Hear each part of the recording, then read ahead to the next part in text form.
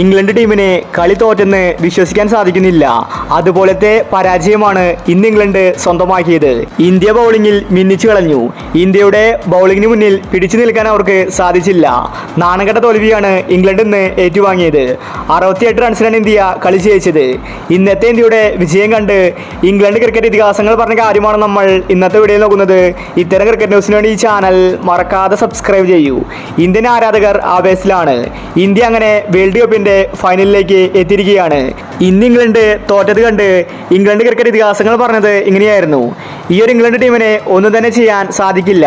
അവരെ കഷ്ടപ്പെട്ടിട്ടാണ് സെമിയിലെത്തിയത്. അതുകൊണ്ട് ഈ ഒരു വിജയം ഇന്ത്യ അർഹിച്ചിരുന്നു. പക്ഷേ ഇന്ന് മഴ പെയ്തതുകൊണ്ടാണ് ഇംഗ്ലണ്ട് കളി തോറ്റത്.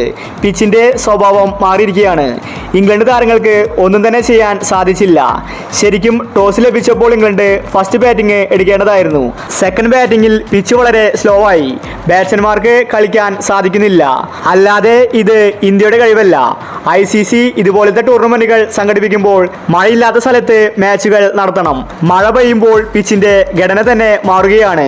എതിർ ടീമിനെ കളിക്കാൻ സാധിക്കുന്നില്ല. അല്ലെങ്കിൽ ഇംഗ്ലണ്ട് ഒരിക്കലും ഇന്നത്തെ മാച്ചിൽ 103 റൺസിൽ ഓൾ ഔട്ട് ആകില്ല. ഇത് ഇംഗ്ലണ്ടിന്റെ കുഴപ്പമല്ല.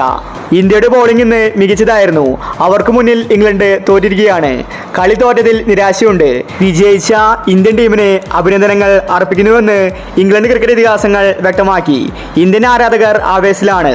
ഇന്ത്യ അടുത്തൊരു വേൾഡ് കപ്പിന്റെ ഫൈനലിലേക്ക് എത്തിയിരിക്കുകയാണ്. കഴിഞ്ഞ വർഷം ഇന്ത്യ ഫൈനലിൽ എത്തിയിട്ടുണ്ടായിരുന്നു. അപ്പോൾ ഇന്ത്യക്ക് കപ്പ് നേടാൻ സാധിച്ചില്ല. ഇപ്പോഴിതാ T20 വേൾഡ് കപ്പിന്റെ ഫൈനലിലെത്തി.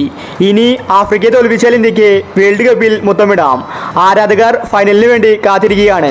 ഇന്നത്തെ മത്സരത്തിൽ അക്സർ പട്ടേൽ മികച്ച ബൗളിംഗ് ആണ് കാഴ്ചവെച്ചത്. അതുപോലെ കുൽദീപ് യാദവും.